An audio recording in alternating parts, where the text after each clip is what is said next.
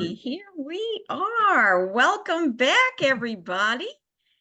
It is 3 o'clock Eastern time. It's time for our final presentation. So I'm watching attendees crowd into the room. Make sure you leave some breathing space for everybody.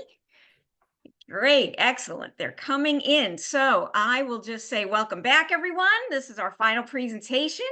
I hope that you have enjoyed everything that we've presented thus far. I know that you'll enjoy what's in store for you now, but before we launch into it, I have a giant and heartfelt thank you to give to our sponsors, Cabot Creamery Cooperative and Agrimark, Dairy Connection, the American Cheese Society, Jasper Hill Farm, the New England Dairy Promotion Council, Uline, Fromagex, Glengarry Cheesemaking, and McClure Packaging Systems and Supplies. Their support of this event has been invaluable in helping us bring you this educational opportunity. So we really, really hope that you have enjoyed it, and we thank them tremendously. As always, you can use the chat area to share your comments or observations with the whole group. However, if you have questions for Rachel and Peter today, you'll want to type them into the Q&A window. We have Chad Beckwith back to monitor the questions. Hi, Chad. Just wave. There we go. Nice. Thank you, Chad. It's great to see you again. So just remember, your questions go in the Q&A window and not in the chat window. If you have any technical problems, say it with me, email info@vtcheese.com. That's info@vtcheese.com. And I'll go ahead and put that in the chat window for everybody. And a reminder that we will be recording each session, and we'll have those recordings available to watch later here in the Sched event platform in case you need to step away. We'll email you when all of the recordings are up and running. Also to be found on the Sched platform are any handouts that presenters have opted to share with you. If we receive additional documents, worksheets, or slideshows from our presenters, we will let you know when those are available for viewing. And what you do is you click on the link for the session on that schedule, go into where it has the session description, and scroll down underneath the presenter's biography, and that's where you'll see any attached documents. So far we have attached documents for 2 of our presentations, and if we add some more, we will let you know. So without further ado, let me introduce our presenters. Rachel, Fritz, Schaal, and Peter Dixon make raw milk cheese with, oh boy, I'm just not going to say what kind of cultures those are. I'll let them say it.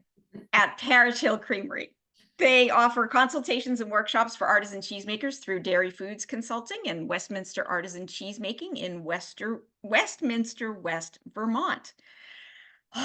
Tongue-tied.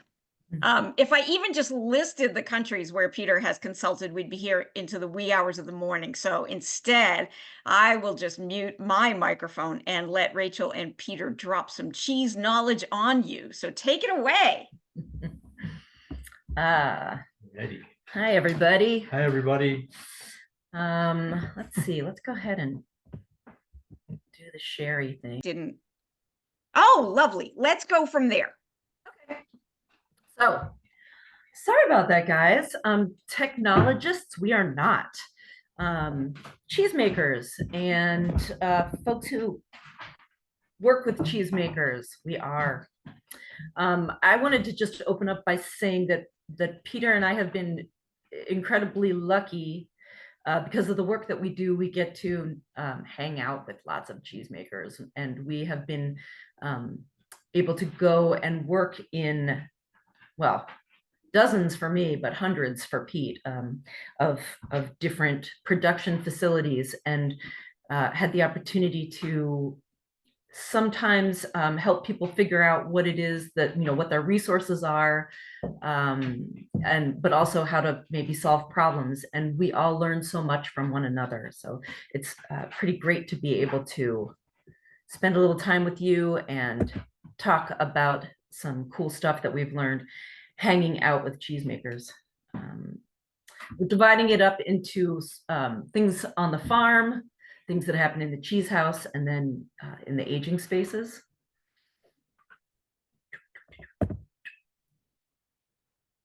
Since Rachel is so enamored with the hay drying systems we saw in Quebec, she's gonna lead off talking about that and other things farm related that we've seen. Yeah, so Pete and I were in 2019, we took a trip up into Quebec to visit with some cheesemakers and some dairy farmers who were working with Canadian cow. And we saw a lot of really interesting things, and some things will come up in this session. But one of the things that was most powerful for me was the hay drying system that they have. I mean, if you think about the farther north you go, the shorter the summers. And they were working with some technology from, I believe, Austria and Switzerland. But these are solar hay drying systems. So if you look, the picture of the hay gathering vehicle is not actually from our trip. I yoinked that from a company that makes them. We were not able to actually see it in action because we were there in April or May. We were there in May. In May, and there was still snow on the ground, so there was no hay being made. But this is the kind of equipment that they use to gather up the hay. And then if you look over the image in the middle, the barn with the solar roof, so that was at Fromagerie Grondine, and that it's a big barn. That was one of the two hay drying systems that we saw. That was the larger. Inside of I have some other pictures, but inside is not only a loafing area for the cows, but there's also some cells. And I just wanted to point out, well, there's some inside pictures that in the next slide, but I did just want to show you that the two fans up there are what pulled the hot air into the building. And if you look at the barn with the solar roof, the barn, the side that's facing us, that sliver, is all heat absorbing airspace that's on top of the roof.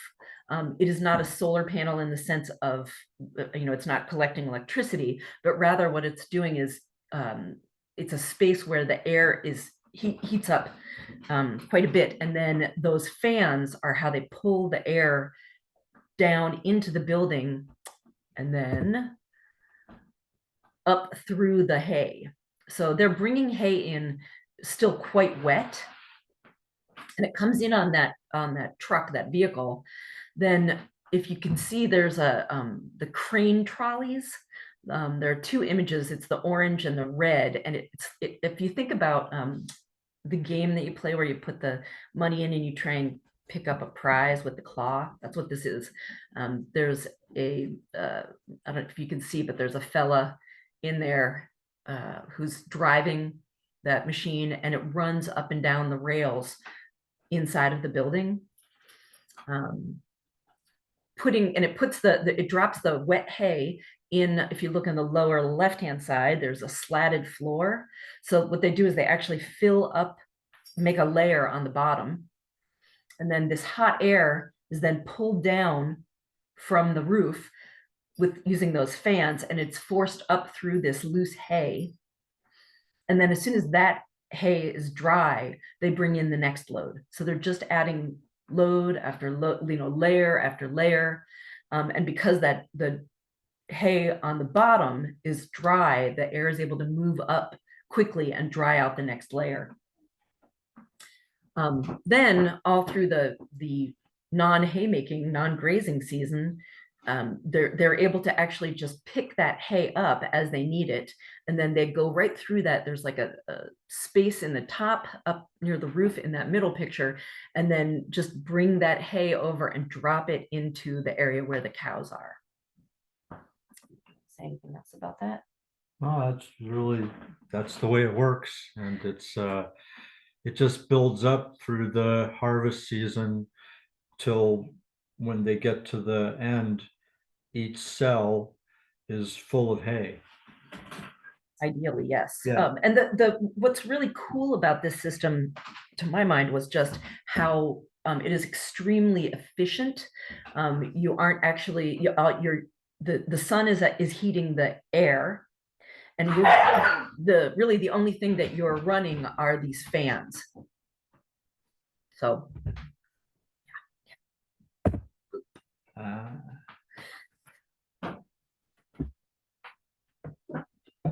see if you can make it run. See if this will run on the right-hand side. Yes.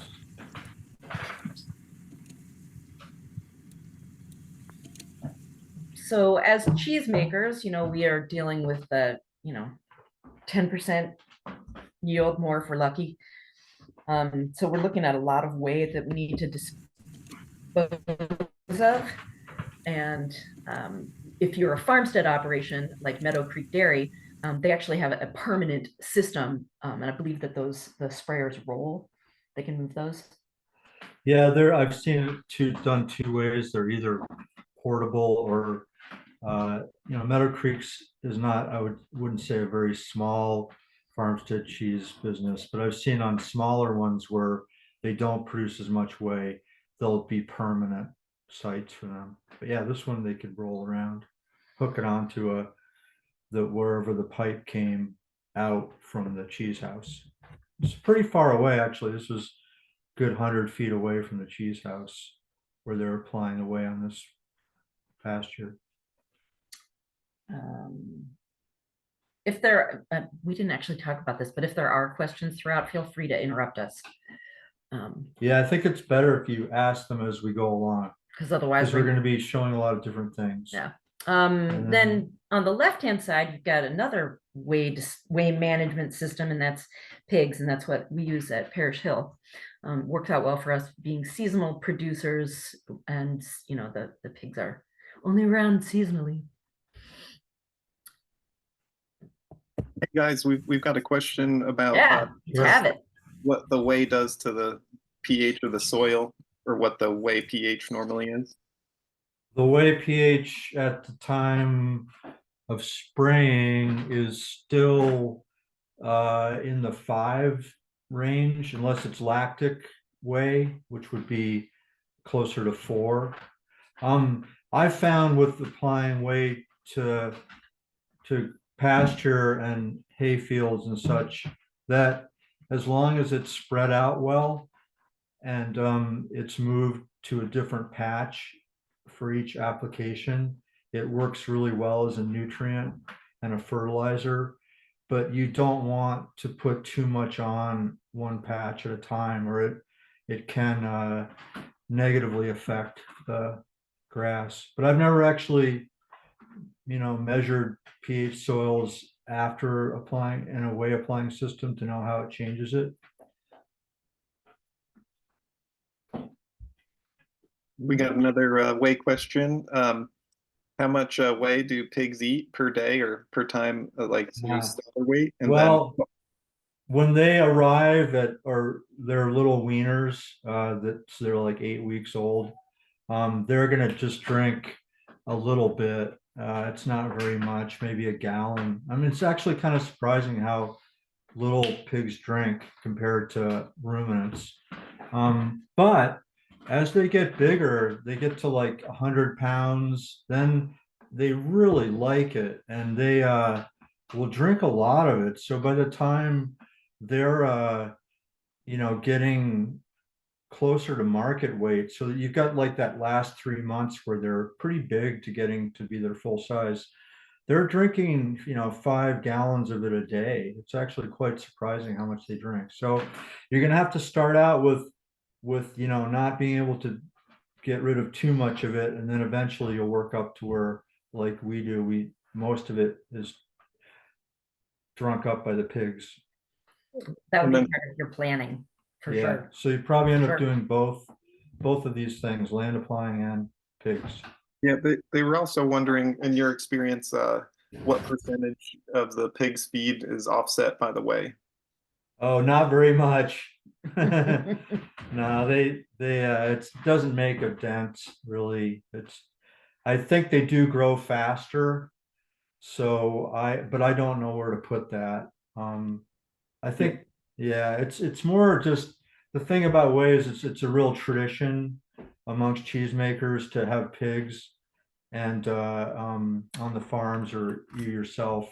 And either the whey is brought back to the farm or the cheesemaker might run his own pigs, he or she. So that's what we do. Yeah. All right. All right, into the cheese making. I'm Okay. gonna take this on. Oh geez, I don't know. This flocculation testing process that Rachel and I do when we make cheese at Parish Hill.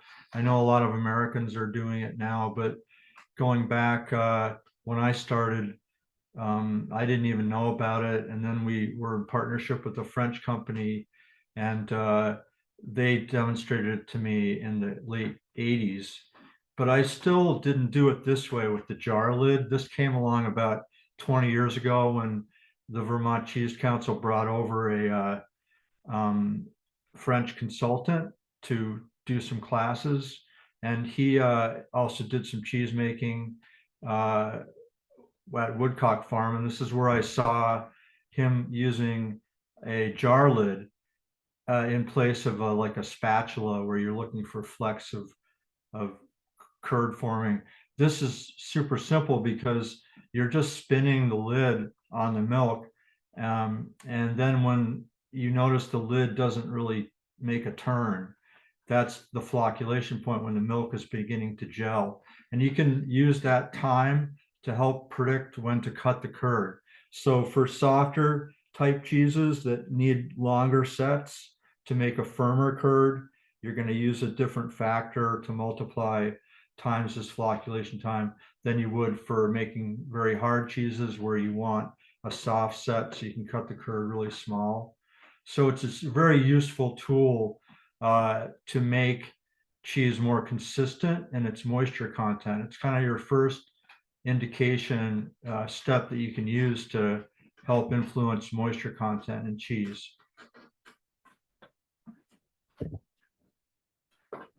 The elevated vat is really, really nice. And it can be done on a very small scale, like at Laiterie Charlevoix that we saw in Quebec. They weren't making cheese at the time, but you can see how that little vat is up on a stand, and then you've got the drain table with the mold set up on it that they had, emptied out, just like on the right-hand side, the lady is doing at Meadow Creek Dairy and filling the forms from the vat. And it's a very fast way to do it. She's got a valve on the hose that she can open and close as she's filling those forms. Those filler trays sit on top of the block forms, and then or individual forms either way. And then you make quick work of emptying the vat, which is really important, especially for soft cheese making, and semi hard even cheese making where you've got curds mixed with whey. So you can just begin with your stir still on in the vat. You can begin emptying the curds and whey into the forms when the curds have gotten to the right firmness, and tip your vat as you get towards the bottom, and then just get it all emptied out very quickly. And if you can, do a whole vat, empty it out in 10 minutes or less, the curd really doesn't change that much. So that's why the benefit of this system versus using maybe a series of smaller vats, which I was used to, and still do it that way for soft cheeses because I don't have an elevated vat. But this is certainly something to think about as you're designing your cheese room and getting your vat installed. And those are gravity fed? Yeah, Yeah. yeah. What's done alternatively, actually, that I don't have a picture of, is using a curd pump, which I've seen as well, where it's a very gentle, positive pressure type pump that doesn't, what's the word I'm looking for? Shatter? deform, yeah, like shatter the curd as it moves it. The curds in way together are moved with a curd pump into form. So that's another way to do it. But of course, you've got the option of going either direction. The cheddar cooler, or as we call it in the United States, the cheddaring table, started out, of course, the first making of cheddar was in England. So the English, the UK cheddar makers all use these, no matter what their scale. And it's very nice because it's the same idea of gravity releasing the curds, cooked curds in the way as it's being still stirred so that it doesn't settle to the bottom, and it all empties out through this pipe and then is separated the whey from the curd, and the pack is formed. And then, as on the left, they've sliced the packs into those slabs and they're cheddaring them now. They do this all in that cooler, which enables the cheesemaker to stand and work and not have to bend over. And, you know, unfortunately, I've seen a lot of cheddar operations in the US on the small scale where they didn't design the space big enough to put in this extra piece of equipment. And here at Quicks, they've got it really done nicely because they have the vats where the, you know, curd is made up on a 3 foot high up on a different level in the cheese room. And then the coolers are down below that. So they're taking advantage of the gravity. But just think about, you know, I mean, I made cheddar for 3 years, 4 years at Shelburne Farms. And I still, you know, when I make cheese here at Parish Hill, I do a fair amount of bending over in to reach the bottom of the vat. And if you're making cheddar all day, which is very hard physical cheese making process because of this that we're looking at, the cheddaring process, you really would like to be standing up when you do it and not having to be bent over. So you really want to think about this, you guys who haven't gone into cheddar making yet or built a facility or do have enough Or space upgrading. or are upgrading and have enough space to put in a cheddaring vat, or cheddar cooler as they call it in England. It could also double as a drain table for other cheeses. There's just a lot of advantages to having something like this in your cheese room because you're doing all of your flipping and that kind of work, curd working while you're standing up versus bending over. Homemade presses, no reason why you have to go out and buy expensive stainless steel presses. You can make them out of wood that you'll varnish the wooden parts of the press, you know, that to satisfy your inspectors. But these are all off, that's an off the wall press. So each one of those levers is hinged from the wall, and then it's got a mortise through it where the up and down rod that's attached to the pressing head goes up and down through, and you can put a pin to place it so that you can either stack them 2 high, 3 high, 1 high, and get a good amount of pressure because of that long lever. And on the right hand side is a nice stainless steel version of the same thing, that has it all coming off of a nice drain table and a frame overhead. I actually had a local welder make one of these for me when I had a different cheese business, and I had my overhead part so that it was detachable. So then when I wasn't making a pressed cheese, I could, with the assistance of someone else, lift the thing off and hang it on hooks off the wall while we made our soft cheeses on the drain table, and then put it back on when we're ready to make a pressed cheese. So you can think about doing that too. How are we doing on questions? Anything? We're good for right now. All right, great. So I've worked a lot and seen a lot of people working on very poor quality floors. And unfortunately, this is a thing that's kind of an afterthought that people don't plan in their budget of building a facility to put down a concretus urethane, which is a super durable, long-lasting floor, much better than epoxy. It can withstand temperature abuse and just about anything you'll throw at it. and hold up for a very long time.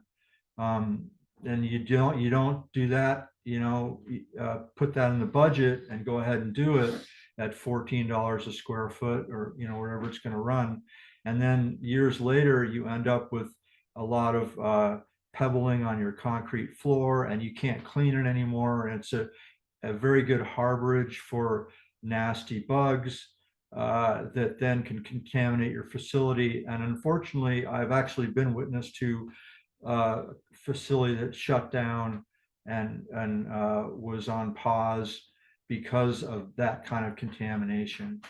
So I really think it's worth putting the money down up front on a good floor. And as long as you're at it, put in a stainless steel 3-part drain that has a catch basin that'll take the curds away, and you don't end up running any solids down the drain that could clog it up. You're able to remove it at the end of the day, clean the drain out really well, and keep things very sanitary and prevent the spread of, again, bad bugs from the floor, from other areas, and then contaminating the drain. And then you've got, major issues. So the two things that I just talked about, the floor covering and then the sanitary drain, I believe are integral to the functioning of a proper creamery.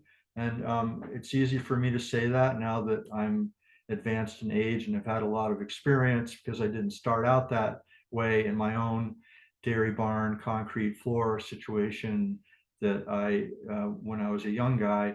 But pretty quickly, actually, in my family's business, we went to building a little factory, and we put down a very nice floor. So I've known all through my career how important these things are. And I would advise that you take this advice to heart. And I'll just throw it in there that this is our floor and one of our drains. And for the first couple of years that we were in business at Pear Hill, we did not have this. We had a crappy cement floor and crappy plastic drains that didn't have catches in them. And it changed everything. It made it so much easier to clean and so much easier to be able, just every single day, you just clean it. And I'm not sure Pete mentioned it, but also coving at the wall seams, really important when you have your floor done. Make sure that they cove up several inches. I think ours are like 4 inches. And it's just in terms of being able to keep things tight and right, being able to clean the floors all the way to the corners and up the wall. That's a very nasty part of a cheese room, is where the wall meets the floor in many cases, because there isn't coving. And a lot of those places are hard to get at because people have sinks or tables in front of them, and so yeah, just prevention is the best medicine for your food safety concerns in your creamery. Are there relevant questions now? Yeah, we got some good ones. Right. Can you repeat the floor type again for one cheesemaker? And then also, do you have any recommendations for where to source those 3-part stainless steel drains? Yeah, so the concreteous urethane, it's right up there on the slide.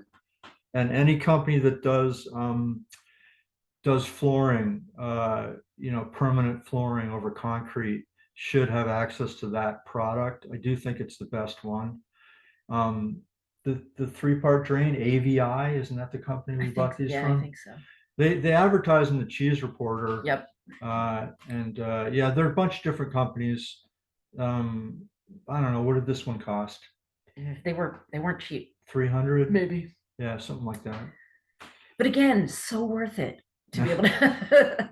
So worth it. All right, next question. Is there another one? I think that was it. Okay. No, that's it. Unless you have any other recommended contractors for the area. Well, here in Vermont, we've got Vermont Protective Floor Coatings. That's who did ours, and they've done Ice House, and they've done Cobb Hill, I think. So they know cheese.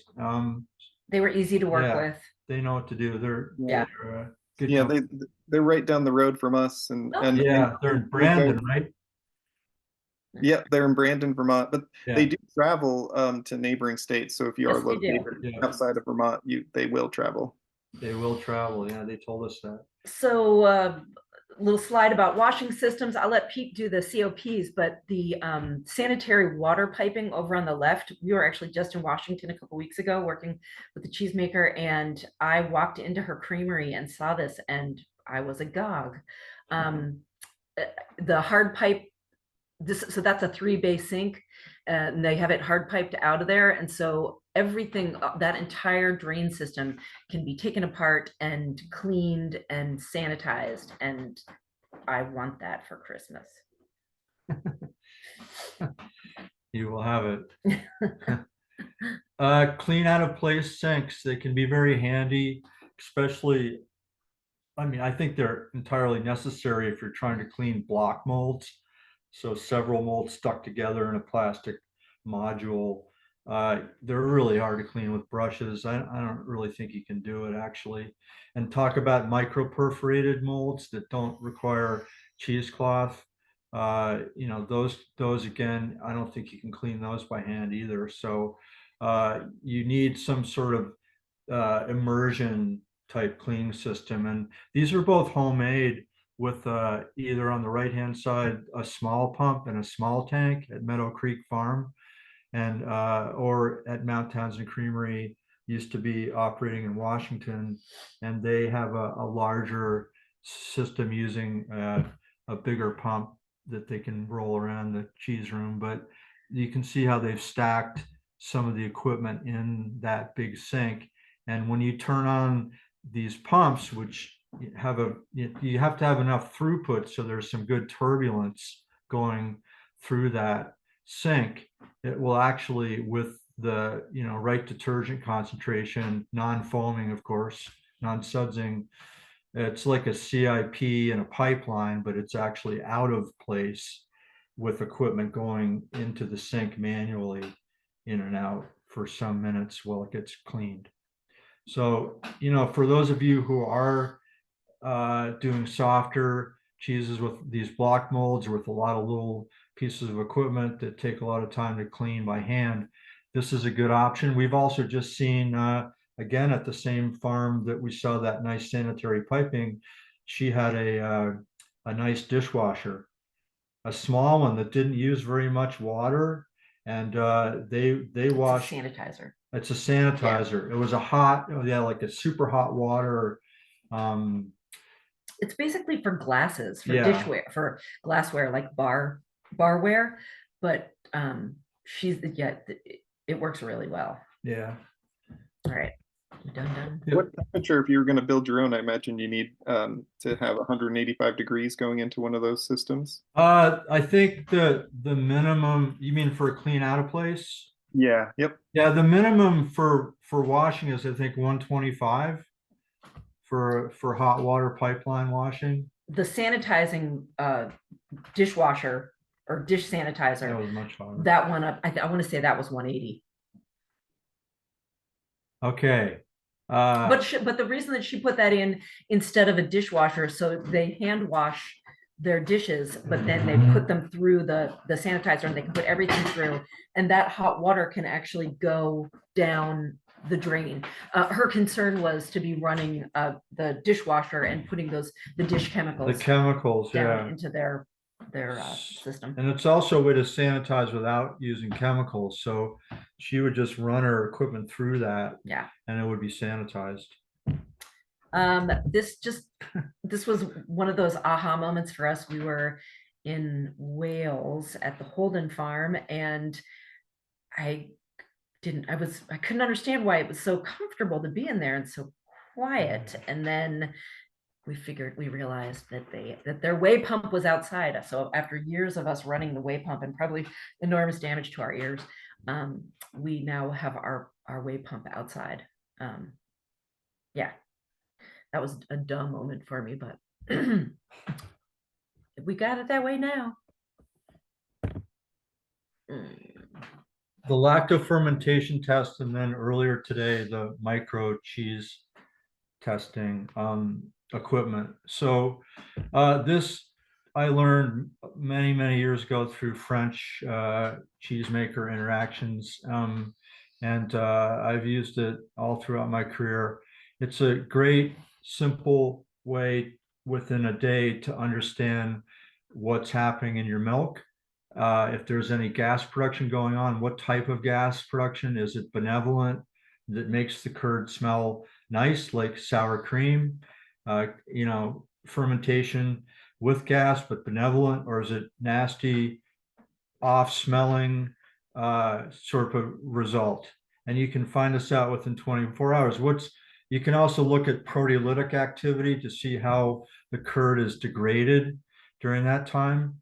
And with a good lively milk with fairly high level of lactic acid producing bacteria, this is for raw milk, by the way, you will get a curd within 24 hours, but if you don't, it indicates that your bacteria level is low. So that's another way that it's useful to help you adjust starter amounts. It has a lot of uses, and the more you use it, the more you'll appreciate it. You can get right back to the farmer to help them solve a contamination problem if you get a bad result. You can also decide not to age a cheese if it's contaminated, and like, why bother going on with the process if the cheese starts to develop gas and your curd result already had an off odor. Your cheese isn't going to do well. So you want to, that'll help you.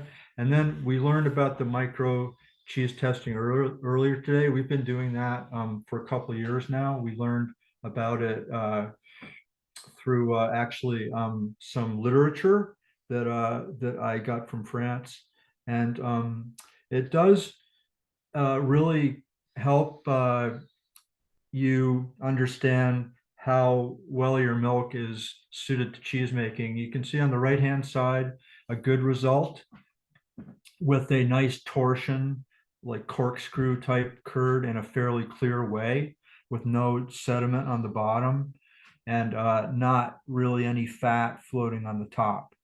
And the one in the middle is a 50% dilution that we do just to see how well the curd will resist being diluted. Will it still coagulate? Will it still, look reasonably tight and not all broken up or dissolved? So that's a very good result that I wanted to show in the slide. And then on the right-hand side is the lactofermentation test. So that's without rennet. And that's another very good result of like a yogurty curd. There's no gas in it at all in that particular one. And it just indicates a good lactic set without rennet. So lively milk and no gas producing microorganisms in that sample.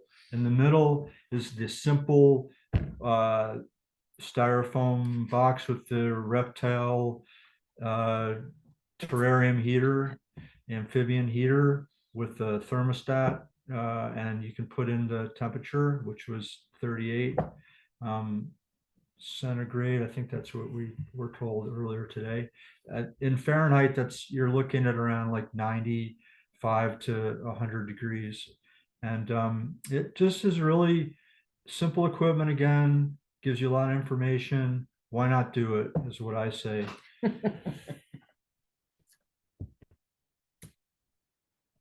Now we're bridging over into beginning to age our cheese. Yes, yeah. And I just put this in here. Cheese markers. There are a number. Oh my gosh. There are a number of different ways you can do this. Casein is spelled wrong. Ugh, I'm humiliated. Casein labels. You can also, I've seen recently pre-cut numbers. I think actually Dairy Connection might sell, maybe. Anyway, but I know that there are you can get them pre-made for you numbers for the to be able to, for traceability for part of your food safety program, to help you to track batches of cheese all the way from the make day through sale. And so this is just an example of Peter putting in the markers, and then you can see what it looks like on the first day and then what it looks like when it's ready to go out the door. Ours are DIY, of course, and we used cutting boards, so obviously food grade, to make our our numbers. And now Oh, we're. wait, did oh, did you have something? Oh, Oh, yeah, just do you have any other resources on the fermentation testing for cheese and milk testing from the previous slide? the resources are Profession Fromager, which is an online magazine, and also has published some books. So there have a book about raw milk cheese research and raw milk research in France called Mission Reconquer, something like that. If you go to Profession Fromager website, you can find the book and it explains how to do it in there. Also on our website, Dairy Foods Consulting section. I have something you can download that's about milk testing, and it's in there. So that's a way to just get it for nothing. But if you really want to have a great book to read about, like some of the stuff that Bruno was talking about in the first day yesterday, and on, just like so much good information about the link between milk's microbiome and then the cheese flavor, texture, and characters of cheese. It's in that book, so that's why I'm recommending getting that too. But yeah, those are the two resources. I think that, and I believe actually, didn't we get a sheet from the Absalom guys too? The Absalom guys. Yeah. Absalom would be another resource. Yeah. Drying rooms. So we have a hands-on homemade drying room on the left, and a fancy, could have been homemade, but probably not, one on the right, which I wish I had one of those. But I did have the one on the left, or I didn't have it, but it was at Considered Bardwell Farm. Yeah. And I, essentially Rust, the owner, and I put our heads together. And Why is this important? why is it important? You really need to dry cheese rinds before they go into the humid aging rooms. And this is particularly true for softer cheeses that have mold on the surface, or are going to be washed rind cheeses. They don't do well if they go into the humid aging room with a wet rind.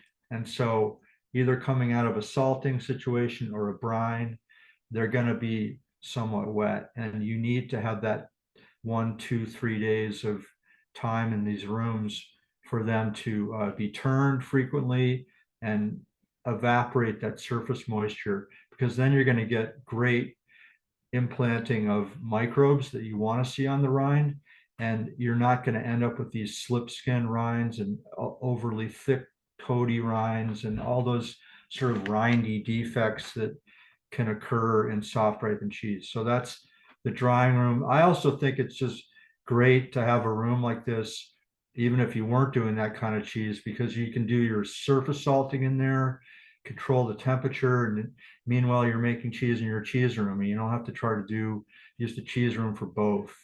You can also do brining in that drying room where the humidity is a bit lower, and when the cheeses come out of the brine and it's only 70 to 80%, it's just going to slowly dehydrate.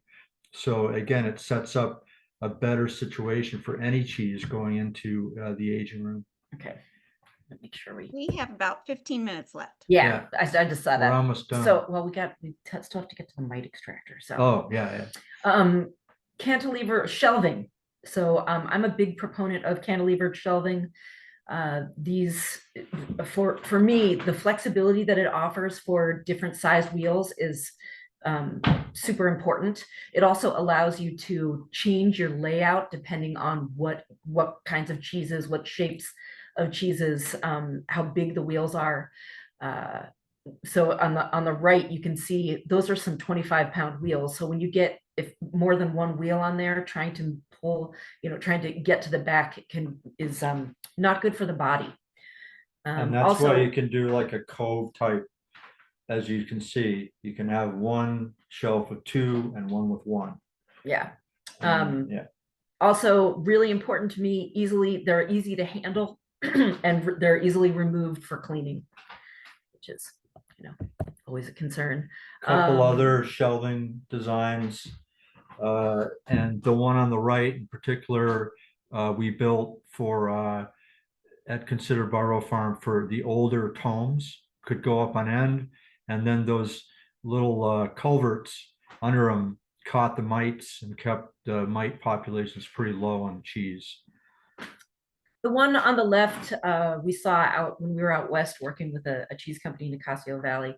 I think that these could have good uses. For me, the problem with it is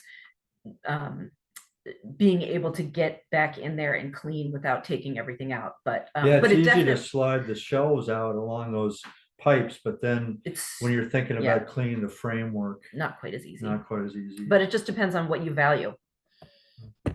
How many months would you wait before flipping the cheese perpendicular vertically? Oh, it's really by variety, because some cheeses are going to come out harder out of the cheese room or the salting process than others. But it's going to be at least a month before the cheeses are firm enough to put them on in. And even there, they have to be rotated every week or two. You have to pay some attention to it still, because they will flatten out on the side if they aren't real hard. Yeah. Just a couple of slides on brines. These were pit brines. One of them that we saw on the left, those are Parmigiano Reggiano.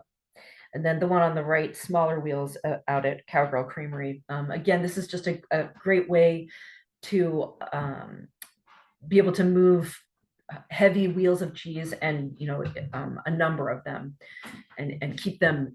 These are on racks so that the cheeses are actually separated, so you don't have to worry about spots that aren't getting salted.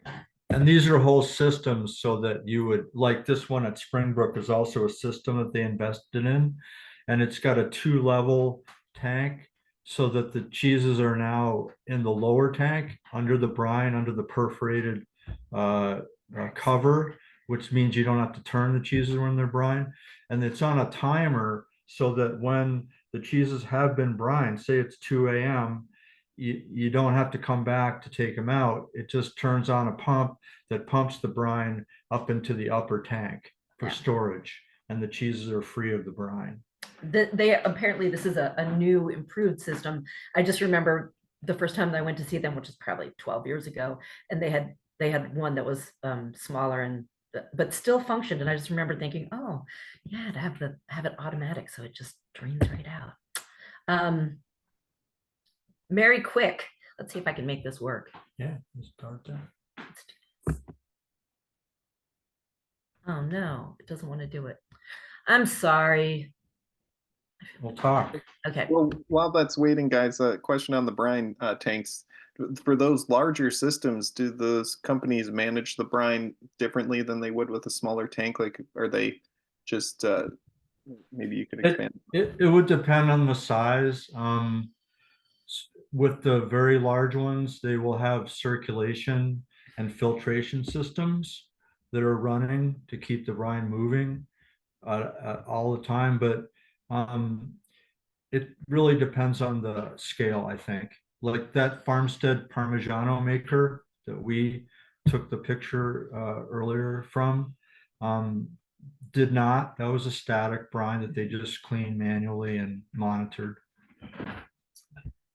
You can explain. I will explain. Actually, if anyone just do a search, a Google search for, it's not gonna. Yeah, it won't. Just look up Mary Quick flipping cheese or flipping racks. But so on the left, you can see these are forkliftable racks. Each one of these rack systems holds 24 wheels. And they can, so that they're very easily flipped. Mary's able to just, so that you're not picking up each individual wheel. You're the whole set of four on each section gets flipped together. Yeah, it turns on an axle. Yeah, on an axle, so that so it doesn't take too much So Too she much does oomph. that, that's a maintenance kind of thing to flip your wheels. And then on the left, you can see the whole module of 6 of them together, which are taken up by a forklift. And they are then moved to the mite extractor. So this was another real mind blower when we were there. So you can see that they've actually taken that whole rack with the forklift and they put it into this little box that is open on the front, and it has a giant exhaust fan yes. at the back where we're taking a picture from of the fellow with the Yes. compressed air hose. So you can see on the lower left there that it's a compressed air is being used to blow the mites off, while at the same time that exhaust system is pulling the air out. So it's pulling the mites and their dirt out, so that when the rack is pulled out, it's mite free, pretty much, or relatively mite free. And it is quite quick. It's probably a bigger system than most of us would need, but who knows, maybe. I think the compressed air idea is a real winner. Except you still Even you'd for a have to small you'd have to scale. exhaust it though. Yeah. All right, static water cooling. Is really the best way. We saw that yesterday at Bella Fazenda, right? And their cheese room where you're using chilled water to cool the air, and there's no refrigeration. So you're not, the difference between the cooling media, the water, and the air temperature you're trying to maintain in the aging room is not that great. So the relative humidity stays high because the air isn't being dried as it's being cooled down with a much colder, like refrigerant system. So there's a benefit there. And then the static idea that you would have a fan in there just to mix the air around in the room, but you actually don't need these higher powered fans to move air around to cool it. And that's my hand drawn system there. Chillers, those are like glycol water systems that have cooling plates inside them, or tubes that make icy water. The other thing I've seen people use are bulk tanks, just a farm bulk tank in the place of a chiller, much less expensive.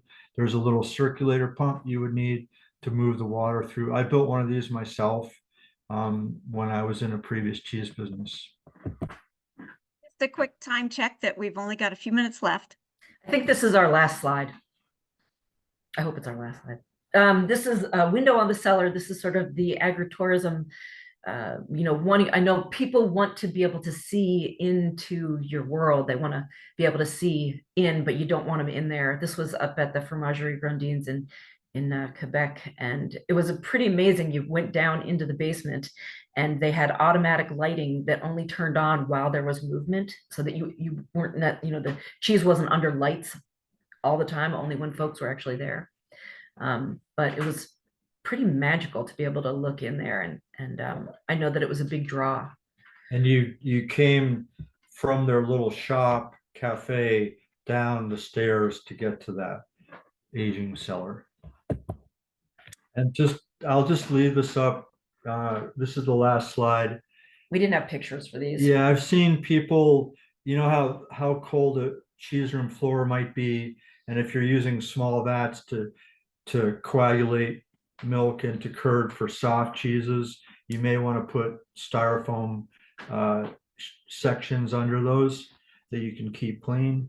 If you're doing a lot of lactic type cheese making, which requires pretty much a constant 72 degrees, it may be something to build a small side room just for that. You'll get in addition to the drying room. To the drying room, Yeah. yeah. Or your cheese room where you're pasteurizing or making hard cheese or whatever. You have this side room where you can maintain a constant 72 degrees. It'll improve the quality of the lactic cheese because you'll be able to control the moisture much better. And then I've seen both on the small scale and a more larger industrial scale, cheesemakers adding salt directly to lactic curd once it's reached its proper pH, and then mixing it all up and draining it in bags to make a fresh cheese, like not anything you'd be aging or whatnot, but something that you make fresh. And sell fresh. And then you get the salt right in Yeah. the beginning. And finally, instead of using lots of little forms to make feta, I've seen cheesemakers in Macedonia and Albania using one great large frame with a big cheesecloth inside and just ladling all the curd gently into that. And then putting the cloth over, putting a follower on it and some weight on top to make the feta. Okay, And that's that. that is that. Thank you, guys. A couple quick questions before we run out of time. These are back from previous slides we didn't get to. Do you know if there's any instructions available to build one of those out of place cleaning systems, as far as like pipe size or hot water requirements? I don't know of any. I think that it's yeah, if you can talk with the people that sell pumps, used equipment dealers and whatnot, they'll be able to match you up, because they do sell clean out of place sinks that are made, commercially for that have a pump on the bottom under the sink, and they use smaller pipes to create more turbulence as it pushes the water around. So, anybody that's in the business of selling clean out of place sinks could steer you into the right kind of equipment to put together. But essentially, you just need a tank with one pipe in and one pipe out and the right size pump, and then you'll be good to go. Great. And then there's another one on cheese aging spaces, and maybe you could help. They're wondering how to size an aging space for production, appreciating that it's very dependent on the style of cheese you're making. Yeah, you're gonna have to come to Westminster Artisan class for that. I can't do that in 1 minute. Yeah. I'm not gonna try. Sorry. But it also does depend on It depends on the varieties. the varieties of cheese, And how long you're aging them, yeah, how much you need to move through the space. yeah, turnaround Yeah, time. Yeah, too complicated. okay. Jan, I think, is that the end of the questions? Yeah, that's it, guys. That's awesome photos. Excellent. Thank you so much. Rachel and Peter, thank you for a great closing to our conference. And Chad, thank you for fielding all those questions. And with that, we wrap up another Artisan Cheesemakers Winter Conference. We will be emailing out to everyone our digital swag bag, so keep an eye out for that. And that will also contain a link to a survey that we would be so appreciative if you would take for us, so we can keep delivering the educational opportunities that best help you. So thank you again for joining us. Thank you, Rachel and Peter. Thank you to our whole Thank you, team. Claire. Thank you, Claire. Thank you, Thank Chad. you. Thank all of you for you. putting Thanks on a everyone for coming to the wonderful conference. And we hope to see you all in 2025. So have a Yeah. wonderful If not evening and a before. fantastic weekend. All right. Bye.